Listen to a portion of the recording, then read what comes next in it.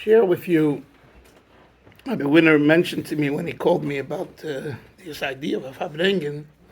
Hey Teves. Hey Teves is associated with Seforim, books, writing. The Rebbe said we should buy Seforim, we should write Seforim and learn Seforim. Everyone has a story.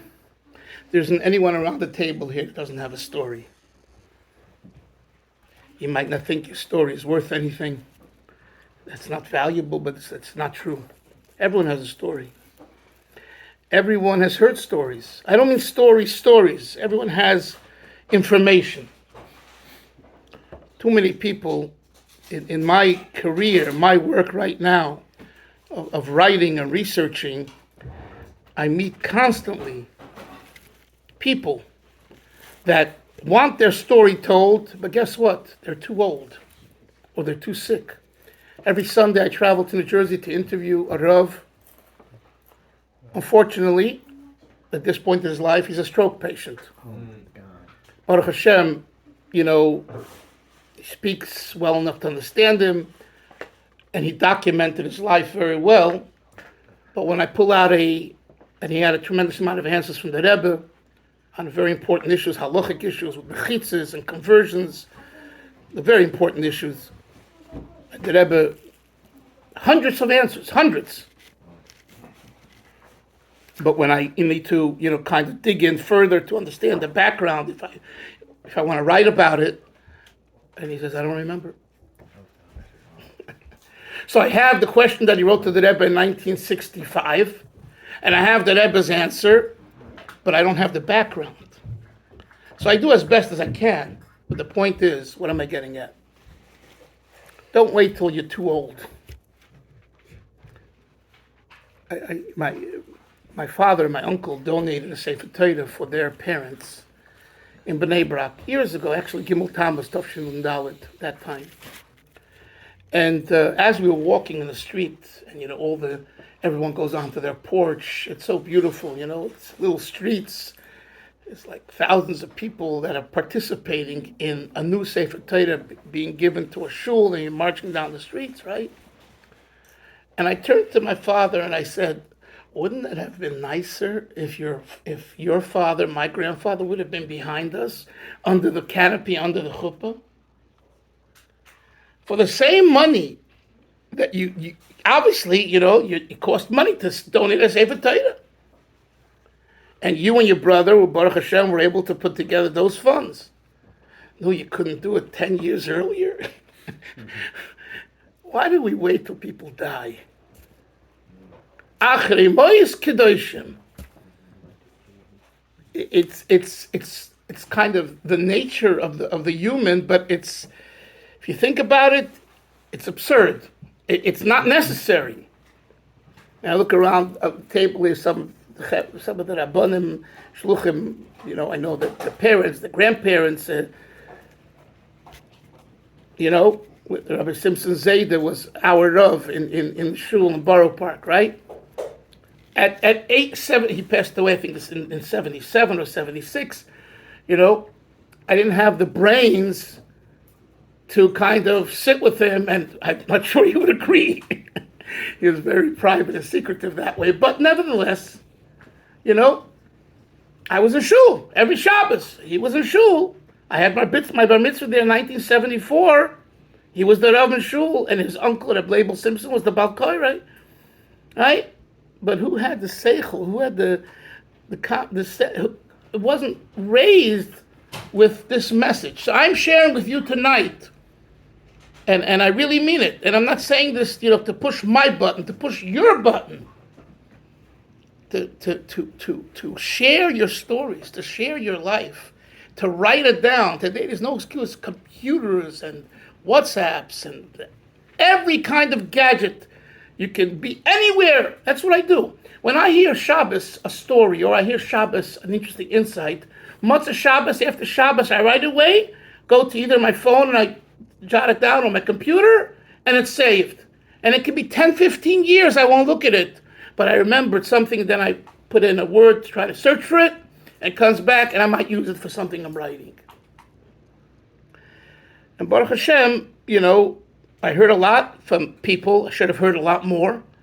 But the point that I'm getting at is it's Hey Teves. And one of the things that Rebbe spoke about, is the importance of writing and documenting. It needs to be done. And it needs to be done by all of us. You don't have to be a rabbi, a rav, a shliach. Every yid, for that matter, lahavdil, every human being. I have children in Florida, so I was there a few weeks ago. So I come across someone who I met once before. He was walking with a walker. There's a famous shul there in Boca Raton called BRS, Boca Raton Synagogue. It's a modern Orthodox synagogue, which today is more to the right. All kinds of Yidden daven there, Probably half of the crowd is not modern Orthodox, or more of the crowd, most of the crowd. But anyway, and this Yid is an older Yid, and he's with a walker. I say, Shalom Aleichem, how are you? This was like a year ago. I see him again this time. I don't know what made me do it. And I said to him, you told me last time you were a rabbi in Dayton, Ohio. And I didn't say this to him, but he's an old person. So I said to him, I'd like to interview you. So he said, sure. What else did he have to do at 98 years? He walks like a 70-year-old, straight. His wife's 92. And I put it on, I have a program called Meaningful Interviews. Nothing bad, he knew Lubavitch, but he knew Rabbi Eliezer Silver, the head of the Agudas HaRabbanim, who helped bring people, Frierdiker Rebbe and others to America. That idea of getting people to share their information is very, very important. So it's not directly maybe connected to your Yom Haledes, your birthday, but it's Hey Teves. And the Rebbe spoke about this idea in a very practical way. One more point I want to make about Hey Teves, and this has to do a little bit with my writing, and it's important for everyone to hear and to think about. There's a lot of things that in your youth, especially when you grow up in a yeshiva, and you grow up in a community, in a shul, in a community, in a Hasidus, even if it's not Hasidus, it's a Litvische group, a Svardische group, that you just accept at face value. The rabbi said this, the Rebbe said this. That's the way it is. And that's a very good thing on one hand, right? But at the same time, there's a lot more that's not said. And in fact, there's more about it that's not said that is said. In the type of writing that I do primarily, especially when I study people and communities, I try to explore what is not said. And that makes for a good read. When you write about a person, you're the best. Gamliel, you're such a tzaddik. You're such a gewaldige guy. You're unbelievable, right? Yes. It's all true, emes. But you've heard it already. Come on, how many times do you have to say that the guy is a great guy? With the maze. But if I tell you about Gamliel, that when he was 20 years old, he had this struggle. And when he was 30, he had this struggle. And how he overcame the struggle. And how he dealt with the struggle. I think you would agree that that's a much more meaningful message. Not to show gossip and lashon hara and schmutz, no.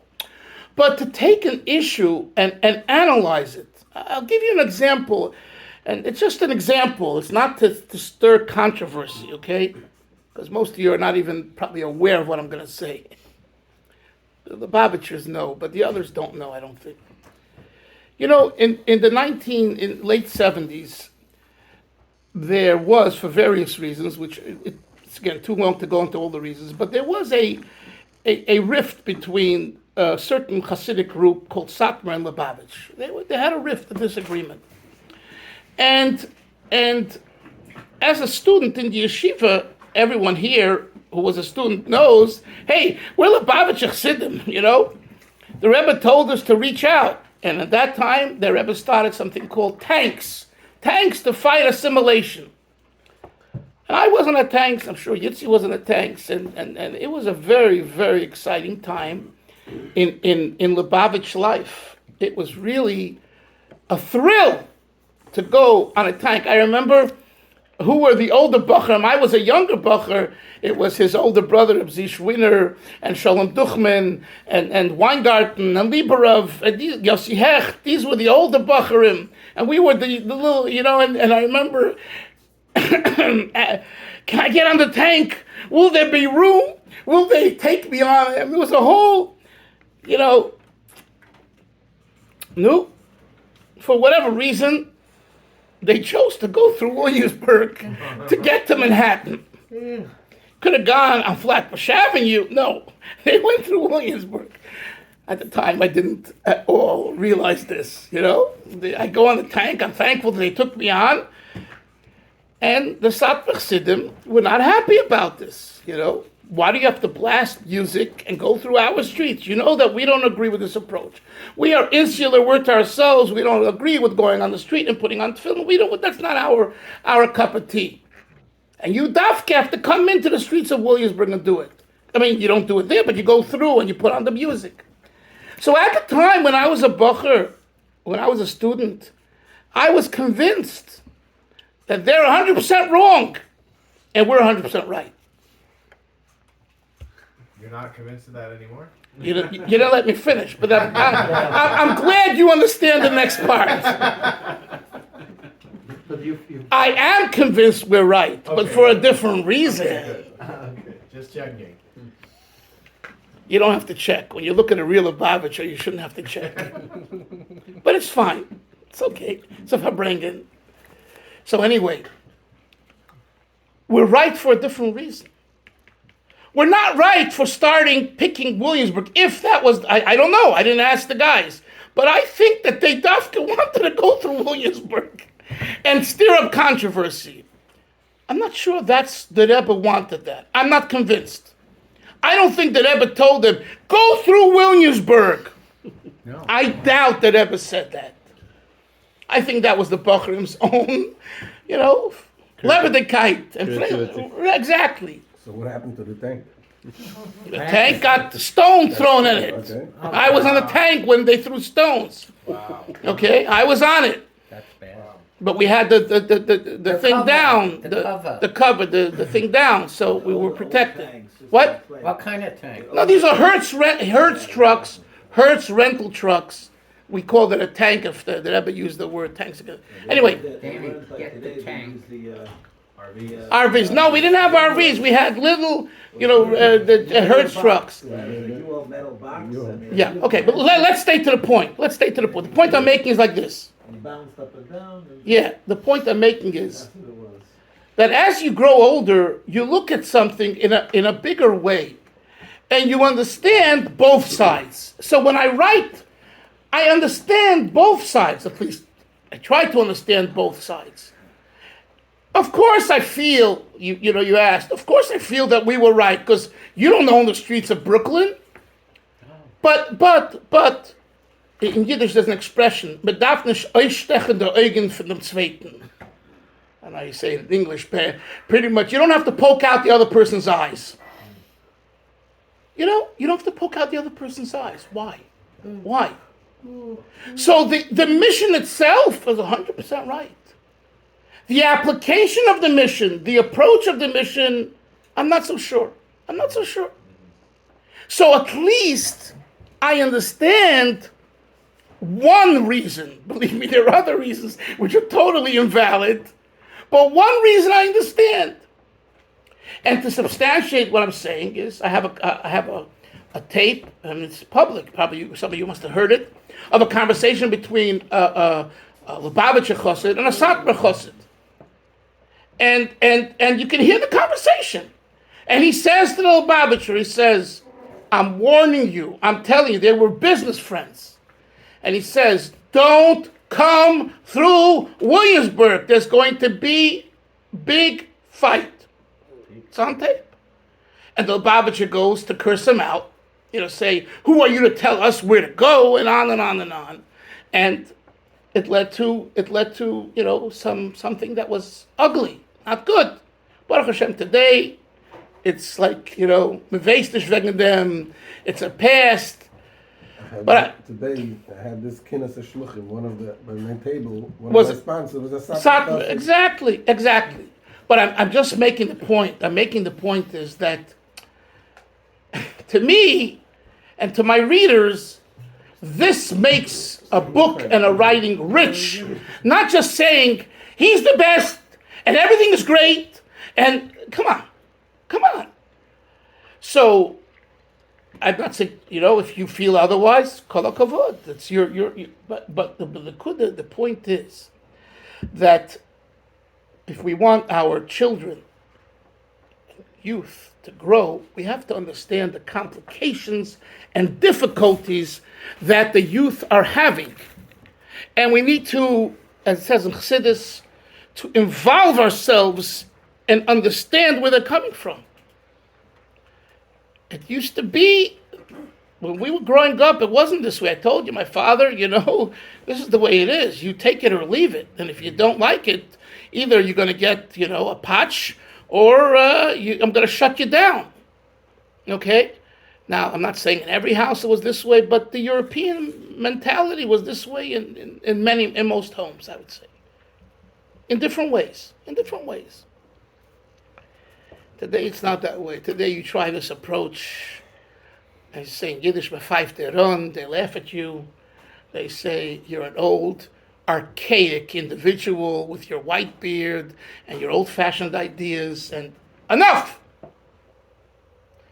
The Rebbe also saw this in the 1960s. In 1964, this was at the height of the Vietnam War, and then the Sputnik, and the whole, and the Kennedy's assassination, and of course the whole hippie movement. So the Rebbe said, Maimorim on Rosh Hashanah, the Hemshech of Rosh Hashanah, it's 1964, the Rebbe spoke about the advantage of Bali Tshuva over Tzaddikim. And I think some of them are printed already in the Melukotim. So I heard from Rabbi Yoel and others that the Rebbe tackled the idea of tshuva from the highest level of godliness, i.e. Kabbalah and Chassidus, Torah, then to the practical. And the Rebbe, what was the Rebbe's message then? A very simple message. The energy of the youth is powerful. Embrace it. Don't reject it. So he tells a Jew who was born in 1895, his name was Rabbi Yisrael Jacobson, a contemporary of his grandfather's Rabbi Simpson. He tells him in 1962, and Rabbi Jacobson says yes, to open a Baal Teshuvah yeshiva. The first Baal Teshuvah in the world was Hadar Torah, which today still exists in Crown Heights. It was opened by Rabbi Jacobson in 1962 in Crown Heights. Before Eish HaTorah, before Eish Sameach, before the diaspora yeshiva. 1962, and Rabbi Jacobson was already then 67 years old. Passed away, I think, at 77, 78. He passed away in 1975 or so. Right? Just for the record, what happened, I heard this from Rabbi Leibel Alta and his grandson, who was our mashpia in Shul in Borough Park. He said like this, that before the Frierdiker Rebbe passed away in 1950, he called over Rabbi Jacobson, and he said, Rabbi Yisrael, or Yisrael, whatever he called him, his name is Yisrael Jacobson, he said, Zeit zu tun mit den Studenten. It's time to work with the students. And Rabbi Jacobson, Frierdiker Rebbe wanted to start working with college students. That's at the same time when the Rebbe, Frierdiker Rebbe, Yutas Kislev, Tafshin Yud, 1949 at Yutas Kislev Fabringen, he called over Zalma Schechter and Shlomo Karlbach, and he told him he gave them l'chaim, and he told him he wants them to start going to the college campuses, to Boston and to Yale and to Brown and Rhode Island and Columbia and Manhattan, and then start teaching. That was 1949, Yud Shvat, and Yutas Kislev at the Fabringen. The last large Fabringen for the passing of the previous Rebbe. So at the same time, approximately, he told Rabbi Jacobson the same thing. Rabbi Jacobson was an older man. He had so much to do. And in 1962, he decided it's time to pay up a chayiv. It's time to pay up what the Frierdiker Rebbe asked of me, and I didn't get around to it. So he asked the Rebbe, and the Rebbe said absolutely, and that's when they opened the yeshiva, right? Who came into this yeshiva? Who came into this yeshiva? Chabad. Oh, you really? Came into this yeshiva people who were college educated, people who were hippies, people who, who took LSD. All kinds of people came in. Rabbi Jacobson, with his long white beard and his Yiddish and his broken English, he's the Rosh Hashiva, the Mashpia, and I heard from students how they revered him and how he started to bring, them into Torah. And they are today's father figures of many Chabad Bali Tshuva families who have grandchildren, great-grandchildren from those 60s and 70s in Hadar Torah. Why am I saying this? Because Teves, when the Rebbe spoke about the idea of the Seforim, it's much larger than just Seforim. It goes to the overall issue of, as Rabbi Cohen said, of what a Rebbe is and that there is a Rebbe. The argument at the time, just briefly, I don't want to elaborate on this, was that what the Frierdiker Rebbe did finished in 1950, and everything else was kind of a new age Lubavitch.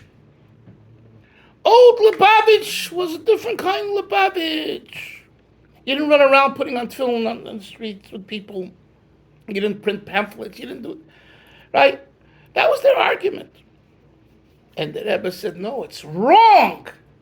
It's wrong. The Alter Rebbe, the Balatanya, the founder of Chabad is exactly the Chabad of our Rebbe. Just in a different form of the Frierdiker Rebbe. But listen to this. The Rebbe said, one of the arguments is, we're not Pi'ilim. Pi'ilim means we're not active. It's like, it's the store has a sign, it's open, and yet it's like from 150 years ago. There's a store in Borough Park called Bigelizen's. It's the largest Jewish bookstore in all, maybe of the world, but for sure in America. Canada, America. Do you think they have a computer? They do in the back, but in front, where they charge you for the Seforim, there's no computer. There's a pencil and a piece of paper and a tab. 2023, go in there. You're in Borough Park sometime. You have to see this place. This is iconic. An idea for another video. Yeah. No, really, it's one. I wrote about it in one of the books. It's amazing. So, but on one hand, old-fashioned Yiddishkeit Judaism is great. On the other hand, the young people in today's generation and the Bali Tshuva of the 60s, what's going on over here? But that's exactly it. Tell you about the Pegishas, another thing that we experienced when we were students in the yeshiva in the 70s and the 80s. Every year, around this time of the year, Chabad made an encounter weekend because the college students don't have university. So the shluchim would bring college students, I think 1 week boys, 1 week girls, and to Crown Heights. And they brought good speakers, Rabbi Zalman Posner, Rabbi Manis Friedman, and others, scientists, Professor Block and Green. And they would speak to the students. I attended a lot of these, and I really enjoyed hearing how intellectuals, you understand, these college students were intellectuals. They weren't today's college students who just want, money and again money. They wanted God. They wanted rebellion. They wanted a fight. They wanted to go against their parents, their grandparents. Why can't we wear a cuckoo? Who says you can't wear a cuckoo? and be a person. You mean A ponytail. In Israel, they call them, I think, a cuckoo. A cuckoo, whatever. Anyway, here. Elliot Lasky, a Jew from Muncie, tells me the story. 1973, January. It's freezing outside. His parents are survivors. He gets into rock and roll and music. He becomes part of a band. He leaves Frumkeit, but he's angry. He's angry that the Yiddishkeit of his parents and his grandparents is archaic, is old, doesn't give answers. Azoi is this. This is the way it is. No, it's not good enough for me. And he says, I don't want any part of it. And they tell him, Elliot, you have questions about God, about Torah? There's one person that can answer. They weren't Lubavitcher. They were Polish Yidden, survivors. Someone, they lived in Brooklyn, someone in Crown Heights over there, this rabbi, this rebbe, this tzaddik, they say, he can talk to you. Go to him. For some reason, he listens. I don't know why, but he listens. He comes to the steps of 770. He parks himself there. It's freezing outside. The rebbe comes 9:30, 10 o'clock in the morning when he came to 770. He walks out of his car. He starts walking up the steps. There are bachurim at the door that are looking, as the rebbe comes in.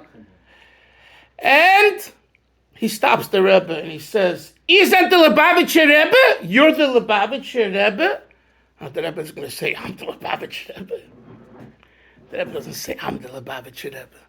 He doesn't answer him. So he looks at him again. Isn't the Lubavitcher Rebbe? With anger, you're the Lubavitcher Rebbe? And the Rebbe shakes his head. He doesn't say, I'm the Lubavitcher Rebbe. He just shakes his head. So he says, Wo is Gott? And he's saying this not the way he's smiling and I'm smiling. He says this with a lot of anger. Where is God? So the Rebbe says to him, Iberau, all over. God is all over. So he says, Oib Gott, he knew Yiddish. He spoke to the Rebbe in Yiddish. Oib, he grew up in a Yiddish home. Yiddish speaking home. Oib Gott is Iberau. If God is all over, was is da a Yiddische Gott? Why is there a Jewish God? Lahavdil, he didn't say Lahavdil. A Christian God and a Muslim God. Why are all religions fighting with each other? And each one says they know what God wants. This is what he says to the Rebbe. And then he says again, Wo is Gott? And it's like face to face. On the bottom steps of 770. The Bachurim, I don't know if they heard, they didn't hear. I know one who actually was there and he shared the story. I heard it from Elliot myself. I'm telling you what he told me himself. And they're looking. I think they didn't hear clearly and they're just looking and they see this. Like almost like a fight going on. Anyway, so the Rebbe says to him, he asks the Rebbe, Wo is Gott? So the Rebbe then says to him, after he asks this question, God is in the hearts. God is in the heart. In a Yid's heart, in a Goyish heart, in a Jew's heart, in a non-Jew's heart, God is there. And everyone serves God with their heart. Go study Kitzur Shulchan Aruch. Go study the concise edition of the Code of Jewish Law, Kitzur Shulchan Aruch. Unlay tefillin, and Hashem should bless you. And the Rebbe continues walking up the steps to his office. This happened in January 1973. Today he has grandchildren who are frum, and he's frum. And he told me, if you think I went to put on tefillin right away, I didn't. But I started to think about what the Rebbe said. The words the Rebbe said to him.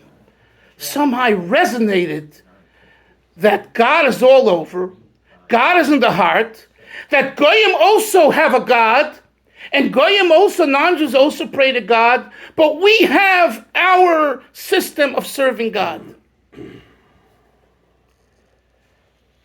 The Hey Teves is a celebration of the Rebbe and Chabad Chassidus as an active ingredient, and more than an ingredient, in the culture of Yiddishkeit and in the lifestyle of Judaism that's active. It's not a past, it's present. And every one of us is a representative, should be and can be a representative of that Yiddishkeit that the Rebbe shares in his Sichos and Maimorim and Chassidim talk about, and we need to continue that tradition. And that's what we're doing at this Fabrengen. L'chaim, l'chaim. Very good. No. Okay.